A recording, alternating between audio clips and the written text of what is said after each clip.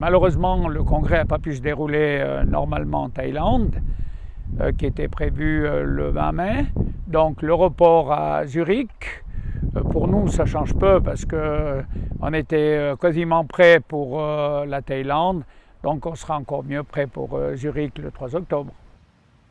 Pour nous, c'est encore plus intéressant parce que je pense qu'en Thaïlande, Madame la conseillère fédérale Amert ne serait pas venue. Je pense qu'à Zurich, elle va venir pour appuyer notre candidature. Également d'autres personnalités d'importance mondiale. Je vais essayer je ne vais pas encore dire, mais un grand tennisman peut-être, s'il est là-bas, pourquoi pas. En Thaïlande, on n'aurait pas pu l'avoir.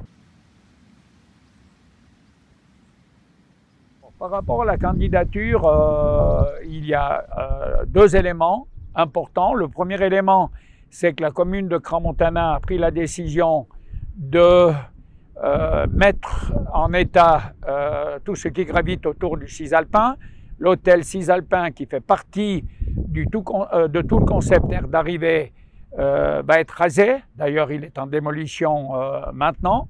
Ça, c'est la première des choses. Et puis la deuxième des choses, on est en train de peaufiner le dossier de la mise à l'enquête publique pour la piste Belle-et-Lui nationale, avec enneigement mécanique sur la partie supérieure et remodelage sur la partie supérieure. Parce qu'il faut qu'on soit prêt. Si la FIS nous demande aujourd'hui de reprendre une descente de Coupe du Monde, il ne faut pas simplement dire sur le papier oui on est prêt, puis en réalité on n'est pas prêt. Donc mon objectif, c'est de dire que l'année prochaine, c'est qu'on soit prêt et dire maintenant, on pourrait au niveau piste recevoir les championnats du monde. On a fait le raisonnement suivant. On s'est dit, est-ce que si on nous demande de prendre des courses à huis clos, parce qu'on nous a demandé, il fallait qu'on se détermine. On a fait une appréciation de la situation, d'abord financière, et puis deuxième des choses au niveau organisationnel. Donc au niveau organisationnel, pas de problème. Au niveau financier, il faut simplement qu'on se mette autour de la table, surtout avec Swiss-Ski, voir si les sponsors vont répondre comme ils répondent normalement.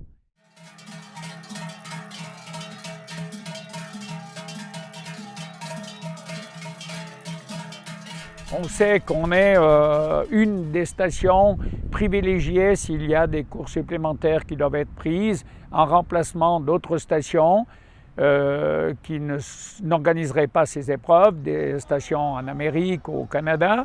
Donc on sait qu'on est en tête de liste et nous, on a toujours dit à la FIS, dans la mesure du possible, on est prêt naturellement à organiser et reprendre ces courses. Ce d'autant plus, comme je le dis toujours, on doit être à même de faire ça puisqu'on est candidat pour l'organisation des championnats du monde.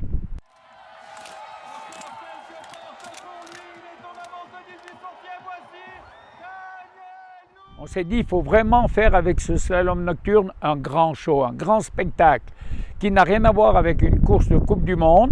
C'est la raison pour laquelle on a travaillé avec les entraîneurs de Swiss-Ski pour essayer de trouver quelle était la meilleure date possible.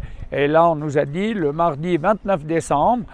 Et là, on aimerait faire vraiment le grand spectacle. Et le gros avantage, c'est qu'il y aura énormément de monde puisqu'on a tous les touristes qui sont là. Donc, nous, on aimerait faire vraiment un grand show avec aussi une nouvelle formule.